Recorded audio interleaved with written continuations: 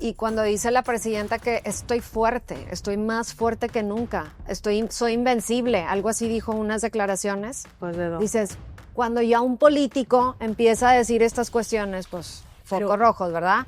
Claro. Aguas. Yo creo que ahí ella, si quiere no meterse en este choque, como dices tú, en esta barrera que estamos viendo, necesita voltear a ver esta causa. Porque esta insensibilidad que estamos viendo en esta élite encapsulada que es Morena, pues definitivamente los va a llevar a la caída. Se ha creado una fábrica de ignorancia con alevosía y ventaja en donde los niños y adolescentes ya no están yendo a la escuela. Más de 30,000 niños son reclutados por el crimen organizado. Más de 300,000 están en riesgo de ser reclutados. Entonces, estamos hablando, hablábamos fuera de cámara, es un tema tan delicado y tan importante como lo de las marchas. ¿Por qué es conveniente los jóvenes y por qué son carne de cañón? Pues porque cuando van los castigan por los delitos, pues prácticamente pasan en la cárcel o encerrados 5 años, ¿no? Entonces el destino es trágico, pero parece como una fórmula sencilla. Lo que ha hecho Morena y sus aliados y la 4T es trivializar, normalizar la delincuencia. Estamos viendo una serie de arbitrariedades una tras otra. Por supuesto que esta, como ustedes bien lo dicen, es increíble. Ya en un certamen de belleza, que meter esos tentáculos, que Morena lleve sus tentáculos hasta un certamen, es realmente preocupante, alarmante.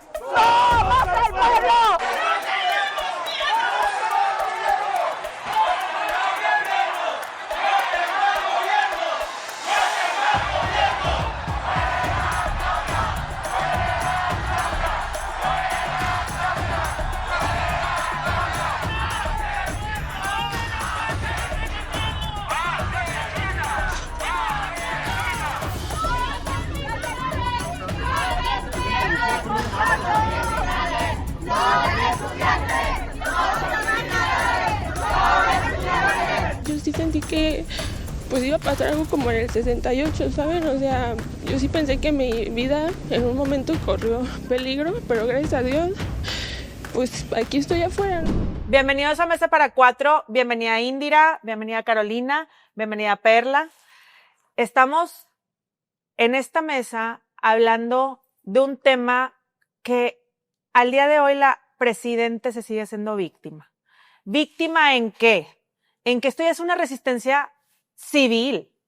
Esto es una resistencia civil porque ya los más de 30 bloqueos en 17 estados de la República, de transportistas, agricultores y la marcha de la generación Z que van a seguir, y no solamente eso, sino yo creo que los mexicanos ya están hasta el cuello de lo que está sucediendo en México. Y que mientras sucede todo esto, la presidenta en turno está en las mañaneras pintando un país de las maravillas y pasando la bolita a un Calderón, politizando toda esta parte de, es que las marchas la están haciendo los del PAN y es que esto lo está haciendo el PRI. Esto no es de partido, señora presidente. Esto es de que la sociedad ya no puede con las mentiras, con la inseguridad, con las cuestiones de corrupción y que tenemos a criminales de cuello blanco al lado de usted. Y usted sabe quiénes son. Entonces, este hartazgo social creo que apenas comienza. Estamos en un modo de despertar y quiera o no, se le ve desencajado el rostro a la presidenta ya. Ya no hay con que, ya no lo puede tapar, señora presidenta, ya no lo puede tapar. Aquí abro la conversación. A mí me indigna que siga en modo víctima la señora presidente, porque ella no es víctima aquí.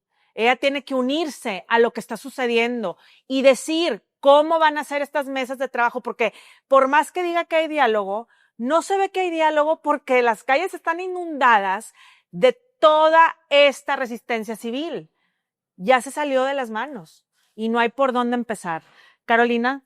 Pues mira, más que nada tú dijiste un punto fundamental. Esto no fue una manifestación cualquiera.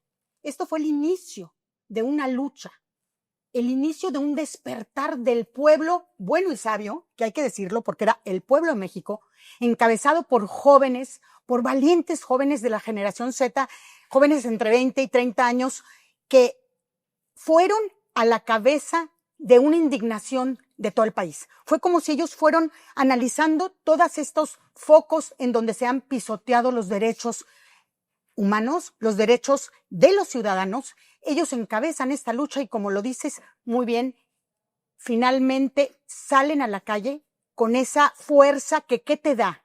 La fuerza de la pasión por recuperar la justicia. Un país que está ávido de justicia, de violaciones a los derechos, de asesinatos, de crímenes, de sobre todo de una situación grave en temas como la salud, como la educación, como la protección a los individuos. Entonces, ¿qué estamos viendo aquí? Un pueblo completo que sale. Pero hay otro punto importante, no solamente es este despertar.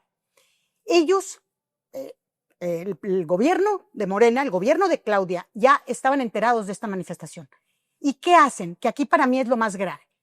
A este reclamo ciudadano, a esta manifestación pacífica, desde días antes intentan este boicot.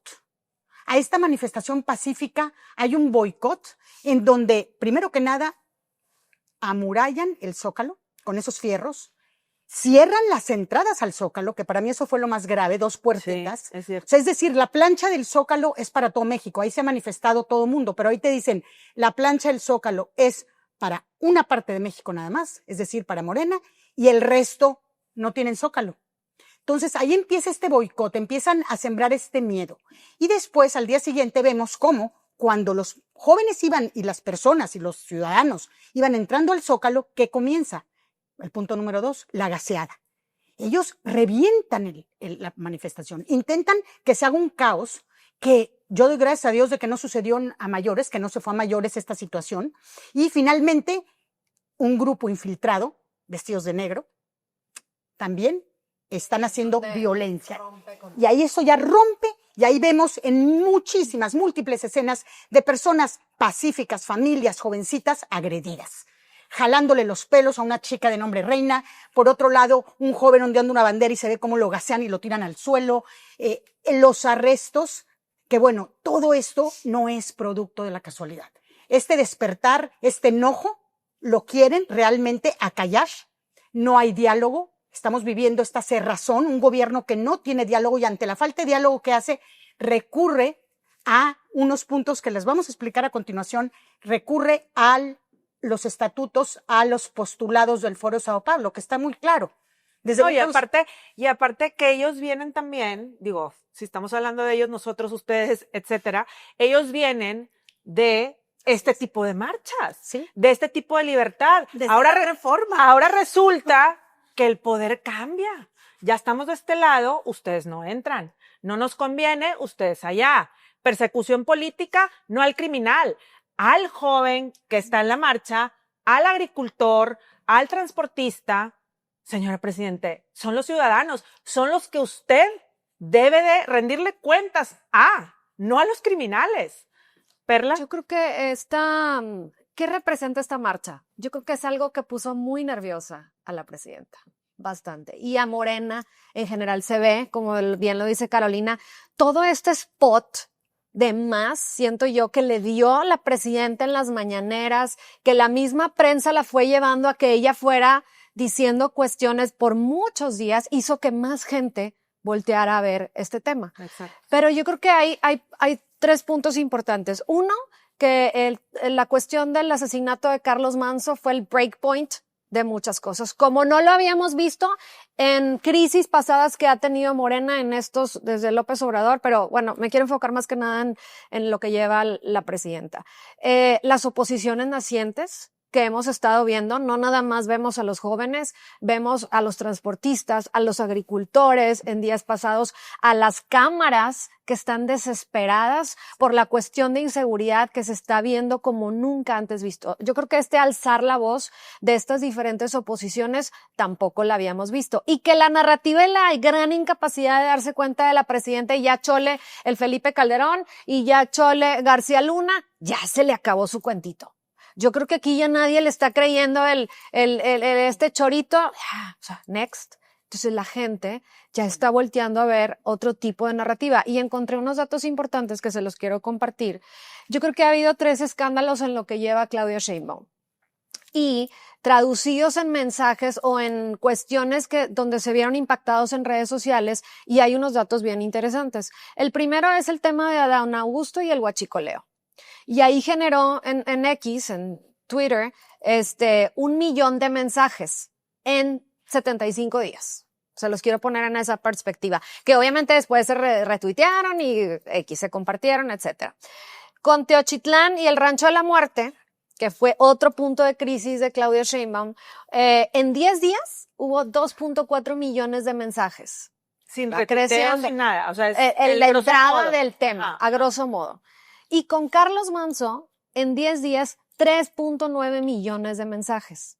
O sea, ¿a qué voy con estas estadísticas? Que realmente, si nos ponemos a analizar, tienen una gran trascendencia y un gran impacto a que todavía esto se desate más. Entonces, definitivamente... Sí, el factor redes, como dices tú. Totalmente. No lo habíamos visto anteriormente. Acabo de ver ayer una encuesta, no me acuerdo cuál era la editorial, la casa encuestadora que lo hizo.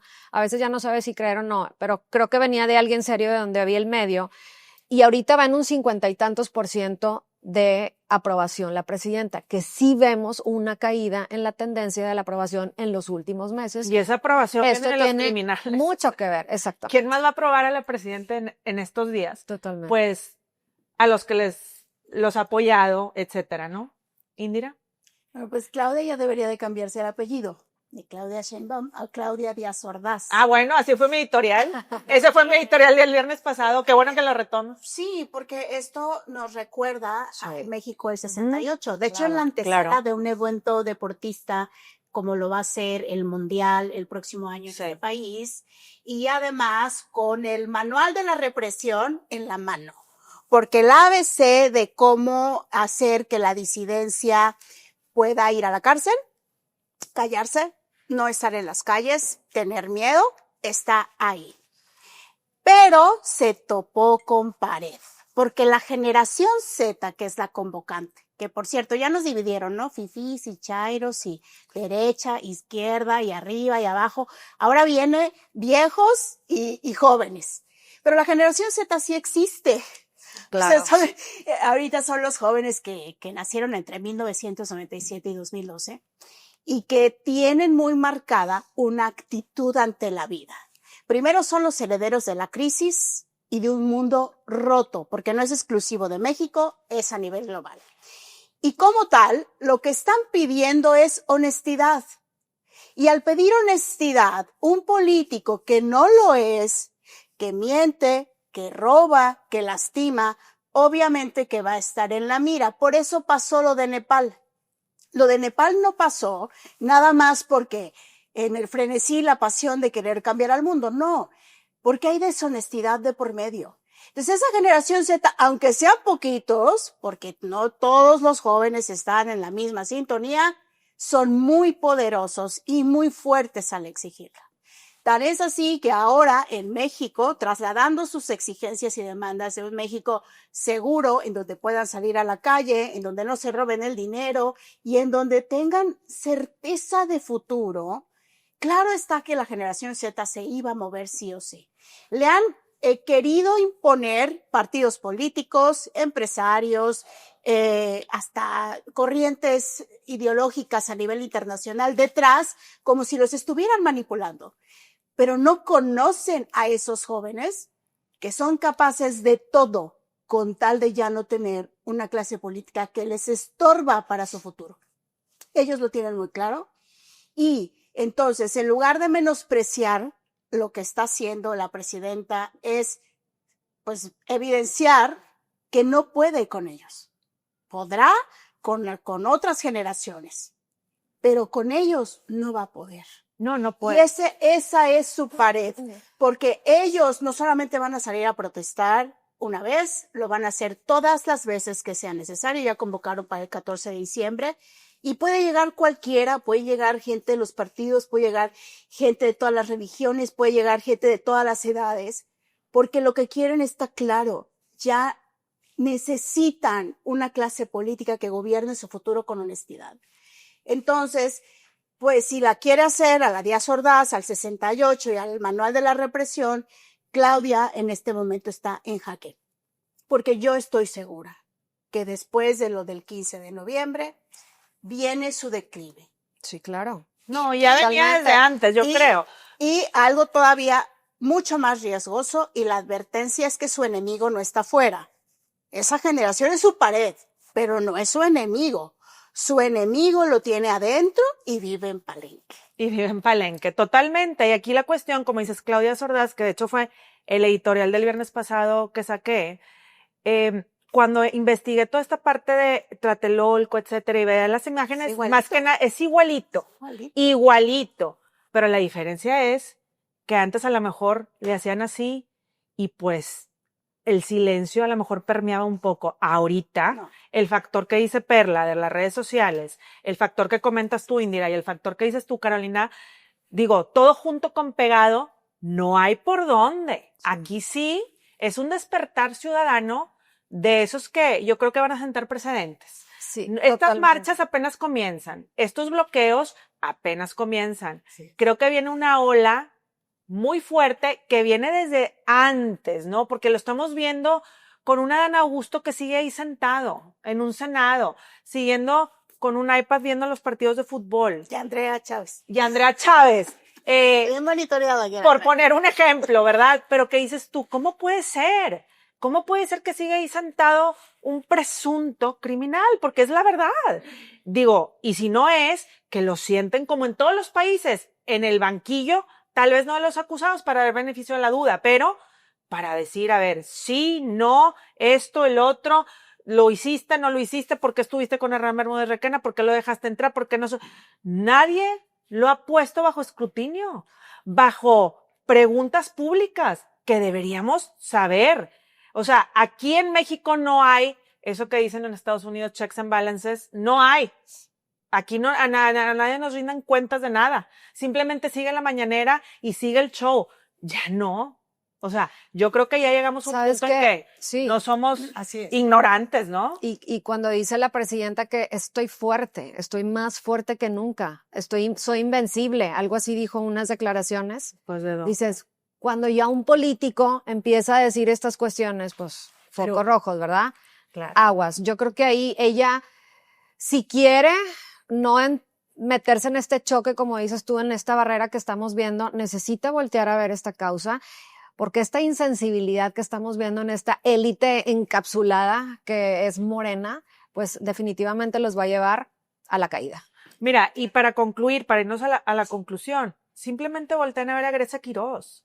O sea, Grecia, una mujer que pudo haber tomado sus hijos y me voy del país, porque mataron a plena luz del día a mi esposo, que estaba luchando democráticamente por este país. No, ella tomó las riendas, se subió al podio y está dándole con todo. Entonces, ese tipo de mujeres contrasta con lo que tenemos de presidente. Porque una cosa es que la mande llamar y hablaron, y otra cosa es apoyar la causa prodemocrática. Y no lo está haciendo la presidente. O sea, si tú ves, son dos palestras. La presidenta en el Mundo de las Maravillas, Grecia Quirós en el México Real. O sea, son dos lugares totalmente diferentes y son dos mujeres totalmente diferentes. ¿Conclusión? Así es, pues mi conclusión rápidamente, tú dijiste una parte importante. Ella dice, soy fuerte. Yo creo que hay que estar atentos, porque ¿de dónde está esa fuerza? No nada más está en Morena. La fuerza que tiene Claudia también viene de un foro de Sao Paulo, de un grupo de líderes de movimientos de izquierda que se forma en 1990, cuando solamente Cuba, ahí presente era el país comunista. En el 98 esa fuerza lleva a Chávez a ser presidente de Venezuela, y de ahí viene aquel boom, aquí lo traigo, de presidentes en el 2002, Lula en el 2004, Tabare en Uruguay en el 2005, Evo Morales, ¿Y Michelle dónde están Bachelet, todos? ¿dónde? Y ahora en el 2018, el gran personaje llega, AMLO, que es uno, digamos, de las cabezas, líder de este Foro Sao Paulo. Muy buen punto. Y yo antes, para terminar, tengo algo importante de ojo a todos los que estamos con este descontento. ¿Qué está pasando? ¿Por qué son fuertes? Son fuertes porque en 2024, en junio, recién Claudia había ganado, tenía el triunfo a la presidencia, hubo un nuevo foro en Honduras. En este foro de Sao Paulo, que se realizó en Honduras en junio del 2024, al final del foro, todos movimientos, líderes de estos movimientos comunistas, sacan unos puntos políticos, 31 puntos políticos postulados a seguir. Muchos países, muchos movimientos. Y yo nada más les voy a decir para concluir el 6 y el 12. El número 6, respaldo total a Claudia Sheinbaum Pardo y reconocimiento a Andrés Manuel. Es decir, la están respaldando. Y el punto número 12, ¿cómo se va qué les dicen? ¿Cómo es ese respaldo? ¿Qué recomienda el punto número 12 de esta reunión del Foro Sao Paulo en Honduras? El enfrentamiento a las campañas de las fuerzas de derecha, de las fuerzas de los liberales. O sea, están en los puntos públicos. Sí, en los puntos públicos, el número 12, investiguenlo. Eso ahí está están. buenísimo. El enfrentamiento a estos grupos, enfrentamiento, y todavía dicen, porque tergiversan la verdad. Y yo agrego, tergiversan más bien la ideología del Foro Sao Paulo.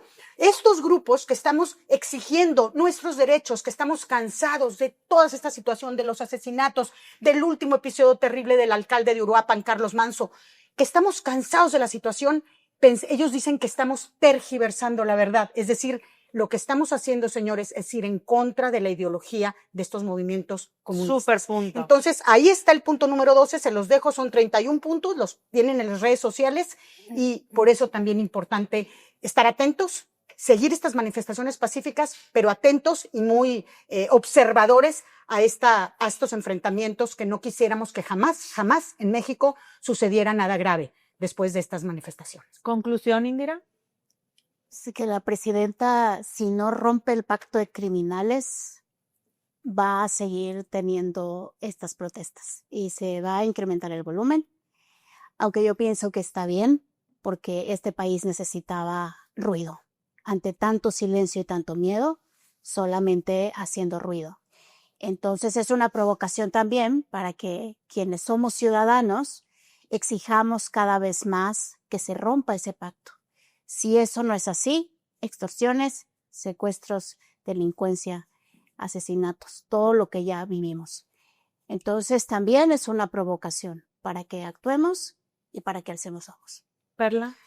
Yo quiero decirle a la presidenta que no somos bots, que no somos inteligencia artificial, todo esto que vimos el 15 de noviembre, que somos oposiciones nacientes, cansadas de un gran hartazgo que tenemos hacia la reacción que vemos a Morena y todo lo que conlleva esta élite encapsulada, como lo mencioné ahorita. Y que espero que sigan creciendo más estas oposiciones, así y respaldar, obviamente, a este grito de ayuda que están pidiendo los agricultores, los comerciantes, los jóvenes y todas las personas que claman por que esto se detenga.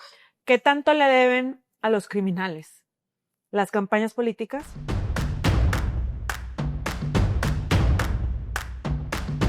¿Cuántos años tienes? 14. ¿Dónde te lo detuvieron? ¿A los cuántos años empezaste a ejecutar? Los 11.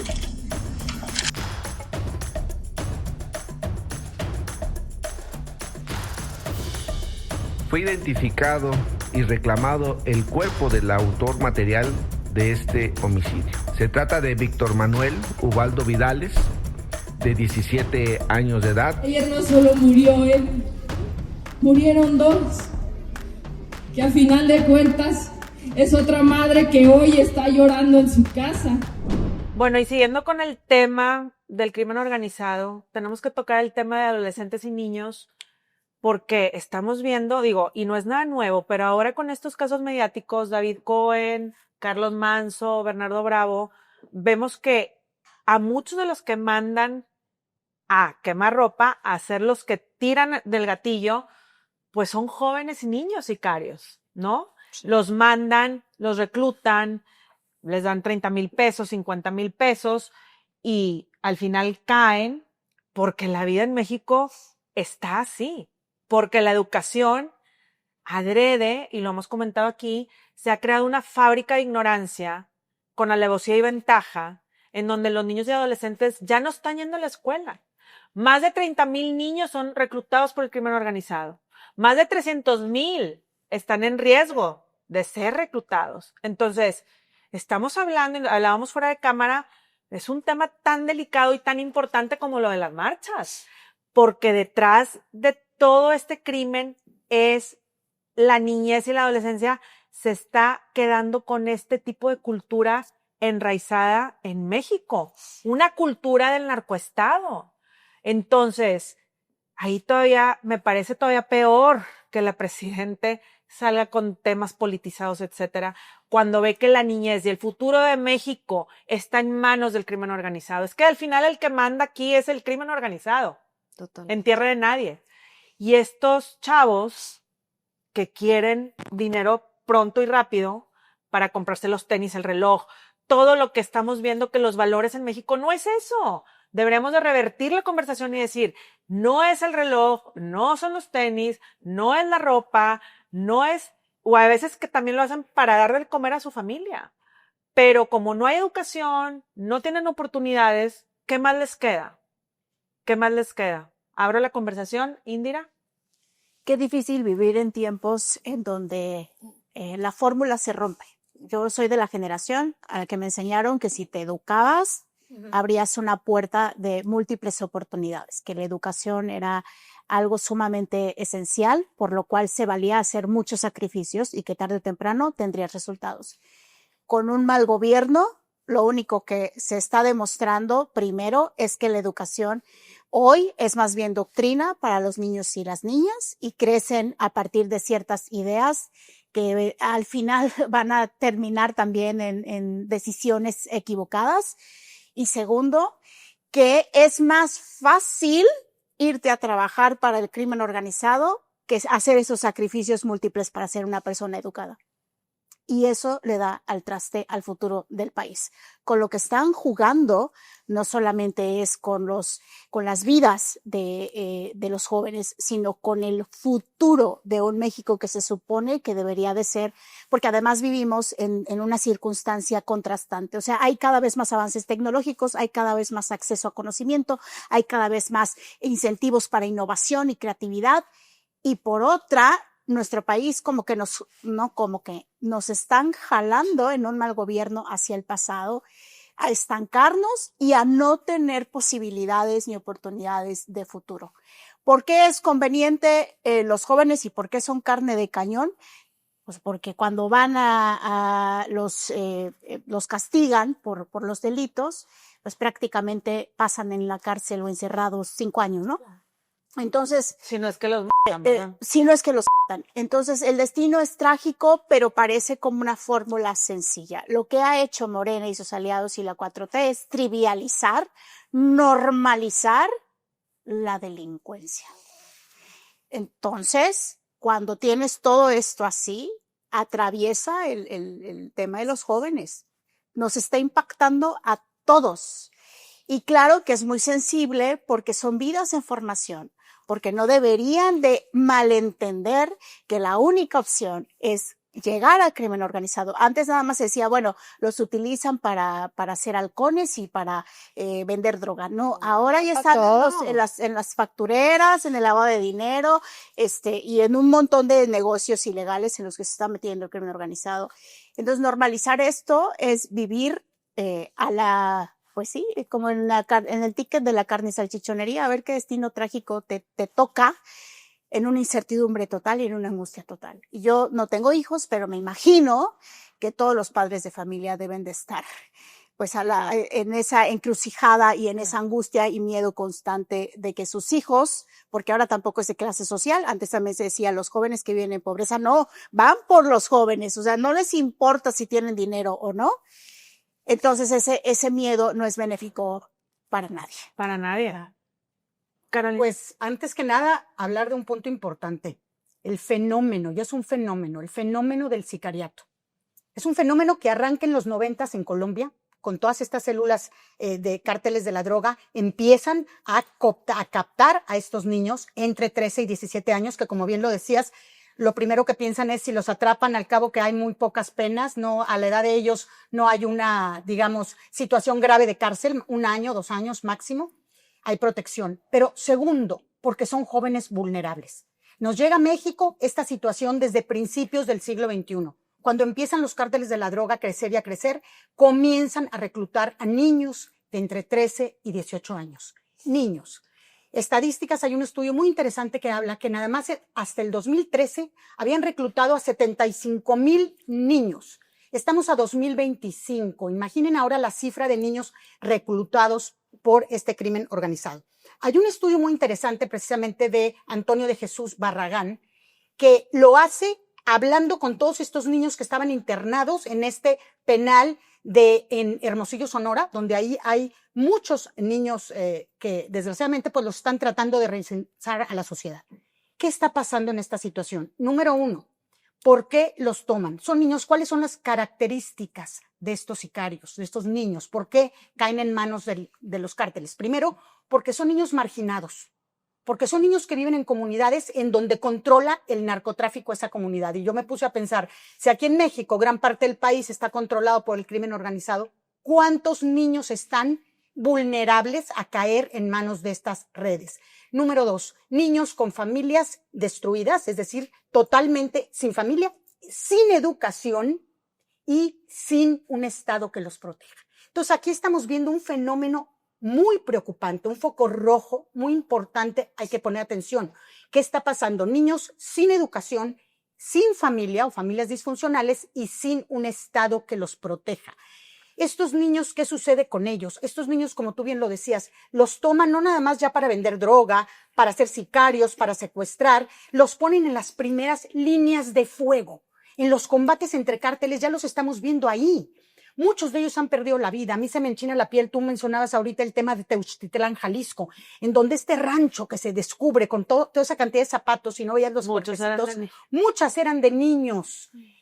Ahí lo vimos. Ahora que estamos leyendo la terrible noticia también en Zapopan, desgraciadamente, de estos terrenos en donde se encuentran bolsas con restos humanos, te pones chinita, 500 bolsas mínimo han encontrado. ¿Qué hay ahí? Estos niños están expuestos a lo peor. ¿Qué quisiéramos decir en este momento? Que México tiene que atender este problema. Este problema, primero, desgraciadamente, es de atrás para adelante, pues que ya no haya control del crimen organizado en muchos lugares. Hay microuniversos que son muy fáciles donde se da esta situación. Y ahí los tenemos que detectar, esas comunidades, esos ranchos, esos municipios en donde, sobre todo el sur del país, Tamaulipas, pues también podríamos hablar de estos estados, Sinaloa, Colima, Guerrero. ¿Cuántos niños habrá ahí que están hoy por hoy en crimen organizado? Entonces, sí quisiéramos hacer un llamado muy importante a la sociedad, a estar atentos. ¿Qué pasa? Las familias se les están desprotegiendo. El gobierno urge que haga políticas públicas a favor de la familia, que vuelvan a ser fuerte a la familia. Y que legislen. Y que legislen la educación, nuestro sistema educativo. Otro punto que aquí venía en el estudio de por qué entran estos niños con el crimen organizado es también la deserción escolar. Que muchos de los niños, hay estadística que muchos de los niños que entran al crimen organizado vienen de una deserción escolar que puede ser de semanas o de años. Es decir, un niño que no tiene escuela también. Y los ambientes, que en su casa, familiares, primos, su mismo papá y la ausencia de figura paterna. Son muchas variables. Digamos que el fenómeno del sicariato es un fenómeno multifactorial, multidimensional, pero que tiene las vertientes. Hay estudios en donde se puede de ahí comenzar a trabajar, porque es muy grave. Marcela, y lo de legislar que ahorita está diciendo Perla también es muy importante, porque una cosa es que sí, obviamente están los datos y está todo esto, pero ¿y la estrategia? y las mesas de diálogo de qué vamos a hacer con todo este problema, yo no veo por ningún lado. Digo, para empezar, el director de educación ahorita en este país, digo, no creo que con pura beca, porque se la pasan repartiendo beca de María Cetina, beca de no sé quién, beca ¿para qué? Solamente son dádivas del bienestar, no hay estrategia educativa, Perla. Y que esas becas tampoco se ve que tengan un impacto, como dices tú, para captar esa gente que no deserta, ¿verdad? Pero bueno, ¿se acuerdan de los pollitos de colores que te daban de niña o en la kermés que los tenían y que los pintaban y tenía pollito rosa, azul, amarillo, verde y escogías? Así le llaman a los niños reclutados por el cártel. ¿Por qué? ¿Cómo son esos pollitos? Te los llevabas y no sabías si al otro día iba a amanecer, si iba a vivir. Es porque son frágiles, porque son desechables y así se les está llamando a estos niños. Los reclutan desde los 9 años. Desde los 9 años empiezan a ser informantes. A los 12 años ya son vigilantes, ya los ponen como halconcitos. A los 14 años ya le dan un arma larga, ya son sicarios. Y ayer estaba viendo un documental, una nota que sacó la BBC de un niño de 14 años. Yo tengo uno de 15 y no me puedo imaginar un niño de 14 años.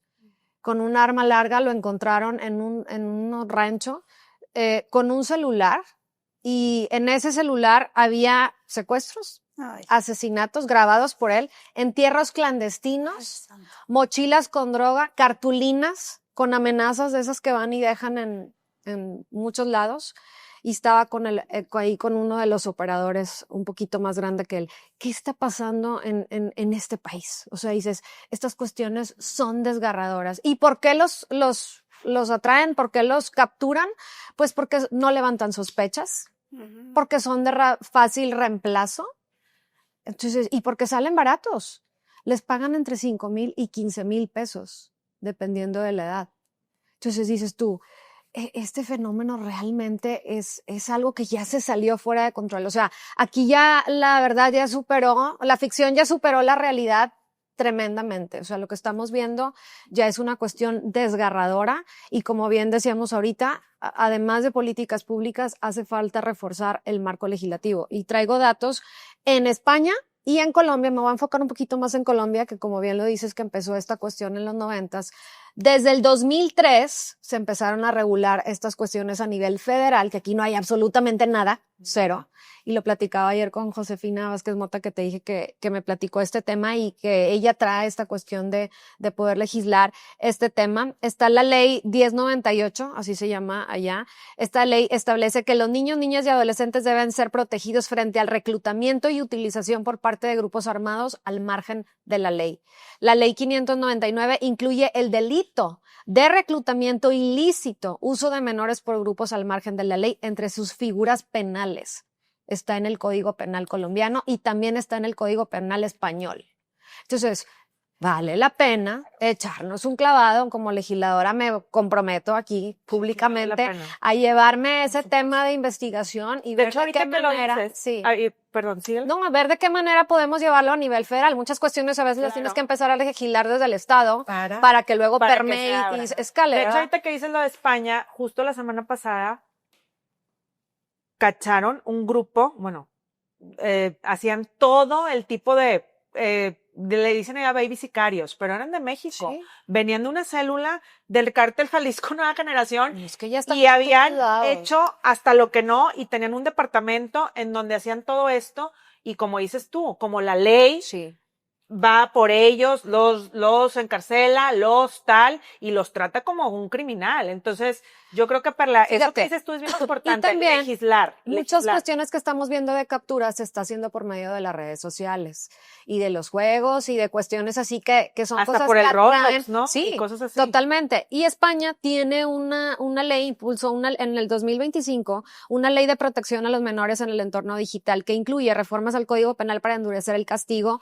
de acoso y captación sexual de menores, porque mucho tema de va relacionado con eso. Entonces, eso es algo que creo yo que es un poco más fácil legislar porque ya tenemos un poco más de antecedentes en cuestión de redes sociales, pero está directamente ligado con la captación de estos niños. Yo creo que como bien lo dices tú, si el gobierno federal se está haciendo pato, hablando de pollitos, haciendo pato con este tema, se tiene que empezar de abajo hacia arriba, porque si no, nunca va a pasar nada. Este país va a seguir, como dice Indira y Carolina, y tú también lo has dicho, digo, van a seguir el futuro de este país. ¿Dónde vamos a parar? ¿A dónde vamos a parar, literal? Vamos a parar en un narcoestado todavía más reforzado, porque es el futuro de México, porque pues se supone que deben de ser las generaciones educadas, las generaciones que vienen a dar una esperanza. Pues esto es una desesperanza terrible. Y yo no me puedo imaginar, vuelvo a Grecia Quirós, saber que estos niños reclutados por gente, ¿verdad?, hayan sido los que dispararon el gatillo en contra de la espalda, de tal, o sea, porque fue a quemarropa. Y esa cuestión es desgarradora, o sea, sabiendo que son niños que estaban ahí en medio de la nada, haciendo todo esto. Yo sí creo que hay mucho que pensar en este tema y que recapacitar.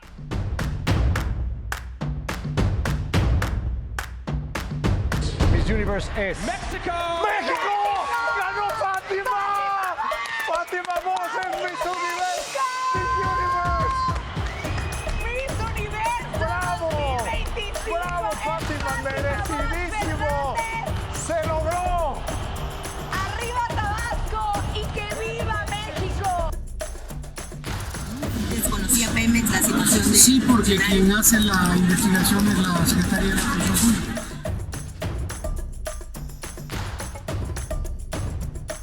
Ahora eso es independiente de la joven que ganó el concurso, porque lo quieren juntar, es distinto, ¿no? Pero entonces quieren quitarle mérito. Bueno, y la controversia de Fátima Bosch, que aunque no queramos decir, híjole, es que otra vez vamos a entrar al tema del huachicol y Pemex, pues es que todos los caminos conducen a Pemex, al parecer aquí en México y hasta en Miss Universo. Porque ahora resulta, no sé ustedes, pero yo cuando empecé a ver las preliminares, no todavía cuando estaba el concurso, yo decía, ay, de Tabasco, y empecé como a echarme un clavado. Y pues todos los caminos conducían a Tabasco Pemex también. Y a Tabasco. Y digo, Tabasco no es tan grande como Abuelito ahí estaba bien feliz. Sí, o sea, es que es una cuestión...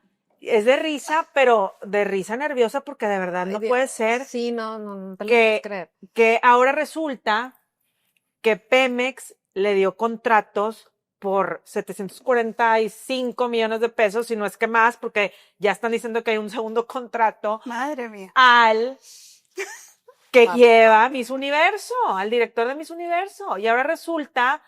Y que el papá trabajaba. Que el papá trabajaba hasta el 2023 en Pemex, el papá de Fátima Bosch. Y que también entonces, lo habían... A ver, pero aquí... Inhabilitado. Sí, es que hay tantas cosas que decir que todos queremos... No, o sea, aquí pero aquí el punto es, y vamos a decirlo así con todas las palabras, a ver, una cosa es que sea una mujer preparada, porque lo es Fátima, digo, se ve, que tiene voz...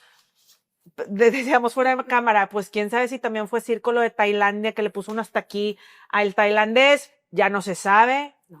Walk the Dog en México, al estilo de Pigmenio Ibarra, etcétera, puede llegar hasta Miss Universo. Entonces, sí que pena, sí que vergüenza a nivel internacional, porque ahora está manchada, pues, de Pemex. La corona de Miss Universo. Entonces, ¿a dónde va a parar toda esta cuestión, esta controversia de cómo puede ser? Y si sí, qué burdo. Y si sí, cómo creían que no iban a... O sea, el espectador tampoco es ignorante, no es México, es a nivel internacional. Entonces, los ojos están sobre Fátima Bosch, sobre su corona y sobre las renuncias de varios alrededor del director, porque dicen que estuvo amañada y que fue a círculo cerrado. Un juez renunció. ¿Sí? Y que fue a círculo cerrado el decir quién iba a ser la ganadora, que no fue algo democrático. Así es. Pues bueno, parece que estamos en un mundo de verdad al revés. Indira. Pues la ganadora es Miss Huachiverse. No se lo puede decir. De Huachicol. Y yo siempre lo voy a decir. Yo no le debo sororidad a ninguna mujer, por más preparada que esté, que se preste a la corrupción y a la trampa. No debemos de normalizarlo. No es normal que un juez haya renunciado, además que tiene audios que ya presentó en una denuncia en Estados Unidos, que varios países hayan salido del concurso no reconociendo el supuesto triunfo de Fátima y que exista una línea entre el que ahora es dueño del concurso Miss Universo, que fue dueño del Casino Royal. Para quienes vivimos en Monterrey, Nuevo León, esa es una herida abierta, porque hasta la fecha hay víctimas buscando justicia. Fue un lugar que tuvo un atentado terrorista por el crimen organizado y que este señor salió huyendo a Miami emproblemado con un litigio que vayan ustedes a saber cómo se resolvió. Y que fue él el que tiene contratos directos de Pemex por esos 750 millones de pesos hasta ahora, o sea, hasta el corte de hoy, porque probablemente sean más, cuando el papá de Fátima estuvo como director en Pemex. Entonces, nada es casualidad. Y por más que quieran decir que hay una supuesta campaña. Como campaña de desprestigio para colgarle a Morena un santo que no tiene, todos los caminos conducen a la trampa. Ahora bien, esta corona se da justo entre el asesinato de Carlos Manzo y las protestas de la generación Z. Entonces, nada es casualidad. Carlos Loret de Mola, que fue uno de los primeros periodistas que se dedicó a investigar todas estas líneas, hoy está amenazado de muerte. Un artista de Tabasco, que es uno de los artistas locales más reconocidos, dijo que en Tabasco tenían el dinero suficiente como para comprar eso y más. Entonces, ahora sí que lo que estamos viendo, como diría Juan Gabriel, lo que se ve no se pregunta, es evidencia. Ahí hubo trampa. Y seguramente la investigación de esa denuncia del juez dará un resultado final en donde todavía más se va a poner un signo de interrogación. Por lo tanto, con dinero del crimen organizado, ya vimos, se puede comprar una silla presidencial y se puede comprar una corona de Miss Universo. O sea, el cártel de Macuspana llegó hasta la corona de Miss Universo, ¿no? Perla. Pues yo creo que ya teníamos mucho tiempo de no ver algo así en este tipo de concursos. Creo que este tipo de concursos de belleza, pues creo que iban en picada en general. Cada vez veías menos gente que se interesaba por ellos. Yo soy una de ellas, la verdad es que no me había metido mucho en el tema. Me enteré que tú eras una de las que salía. Me enteré que era de Tabasco el día que ganó. La verdad es que lo desconocía. Pero, pues sí, definitivamente. O sea, aquí, desde el momento en que ganó, empezaron a salir esta cloaca de cuestiones. Y el primero que habló fue Omar Harfouch, que también... Harfouch, es diferente el apellido, ¿verdad? Es diferente, pero sí, hasta eso. Hasta eso. Digo, yo oí el nombre, ¿de quién estamos hablando? Yo creo que a mucha gente le pasó lo mismo. Señales. Bueno, son señales. Coincidencia. Fue el primero que renunció días antes y luego hubo otro que ellos eran los jurados. ¿Hay otro? Sí. Te voy a decir cómo se llama. Claude Makélélé. Ah, sí, también. Él, es un exfutbolista francés y los dos presentaron su renuncia. El futbolista no hizo como que mucho ruido ni nada, pero el otro hombre obviamente dejó en claro y dejó por sentado. Y sigue diciendo, sigue hablando. Todas estas cuestiones. Oye, y además de eso, vemos que empiezan a renunciar otras mujeres a su título. Ayer renunciaron 2 o 3, sí. Entonces... Toda esa cuestión en la que estamos viendo, bueno, primero que el concurso se preste para ese tipo de cuestiones y 2, la cuestión de que Morena está metido hasta en la sopa, en Tailandia, en Miss Universo y como bien lo dices, todos estos caminos que han llevado a Tabasco, a Morena, a la presidenta, al huachicol, dices, bueno, esto realmente parece un cuento. Sí, totalmente, no, es que es algo inaudito, dices tú, no puede ser, no puede ser que lleguemos a esto, ¿verdad? A esto, y precisamente yo creo que saltan a la vista 3 puntos importantes. El primero, bueno, yo me voy a una frase que me gustó que leí el domingo de Luis Rubio que dice, cuando la arbitrariedad se convierte en norma, todo parece posible. Estamos viviendo, punto número 1, estamos viendo un modus operandi.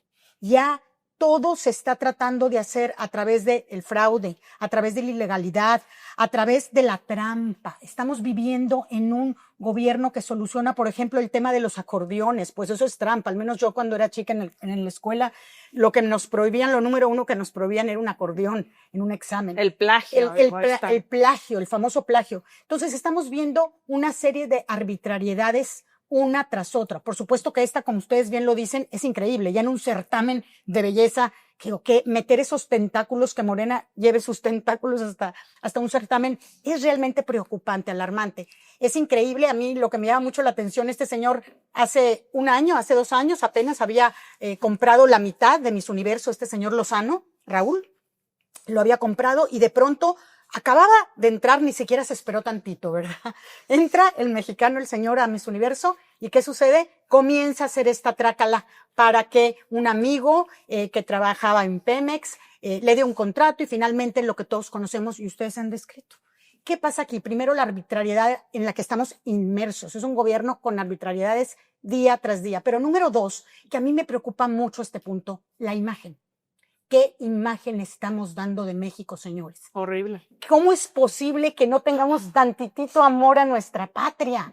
¿Cómo es posible ahorita ya estar en manos, en boca de todo el mundo, en donde están hablando de México, nos ven como corruptos, como fraudulentos, como tramposos? Es muy triste. Esta imagen a nivel mundial nos tiene que importar. Y por eso me voy al número 3, que creo que aquí quisiera tocar este punto. Porque, ¿qué hacer? Yo me voy al qué hacer. ¿Qué vamos a hacer? No puede ser que día a día, cada día, normalicemos estas conductas. Qué padre. Yo quiero algo a como sea. Con trampa, con fraude, pero yo consigo lo que quiero. ¿Qué mensaje, qué les estamos dejando a nuestros hijos y a las futuras generaciones? Todo lo puedes conseguir. Se vale la trampa, se vale el fraude. ¿Qué podemos hacer ante esta situación tan grave? Número 1, pues yo hablo a los padres de familia, a las escuelas, a la sociedad. Volver a inculcar el sentido de pertenencia.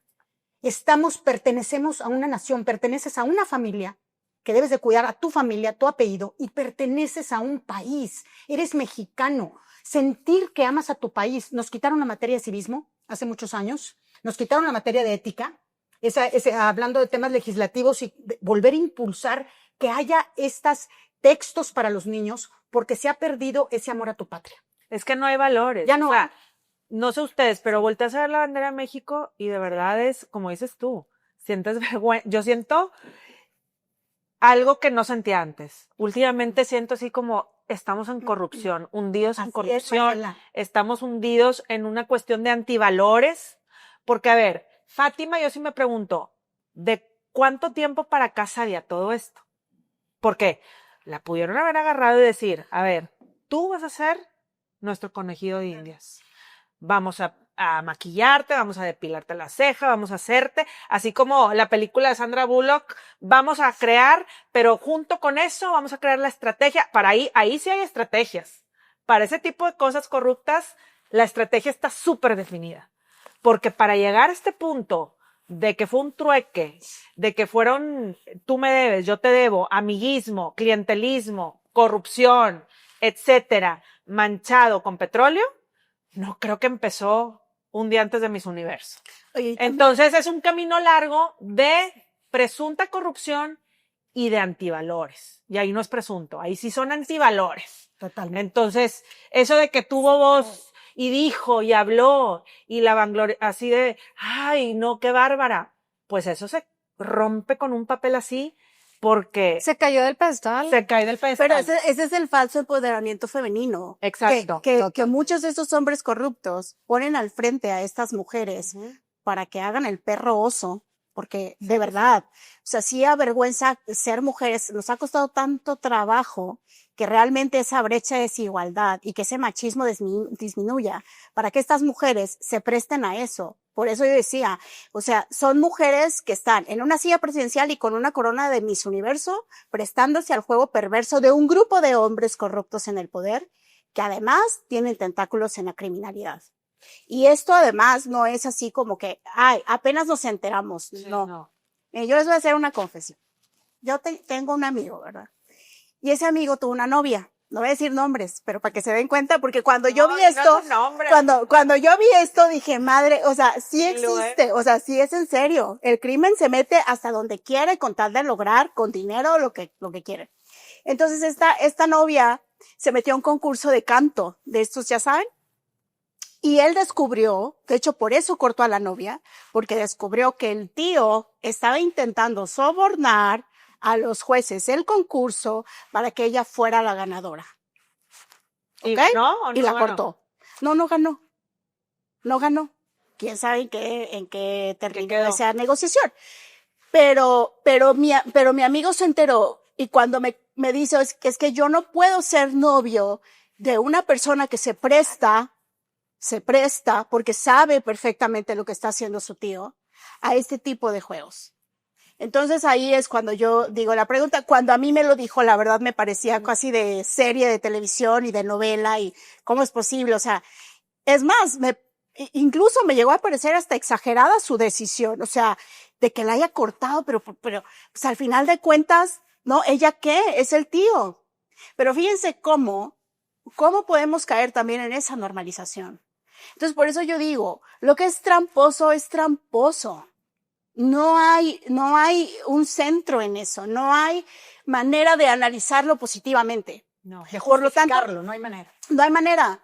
Entonces, eso sí es real. El crimen organizado se mete al concurso de la flor más bella del ejido y de la reina de la primavera y de la mejor cantante del año, sí se mete.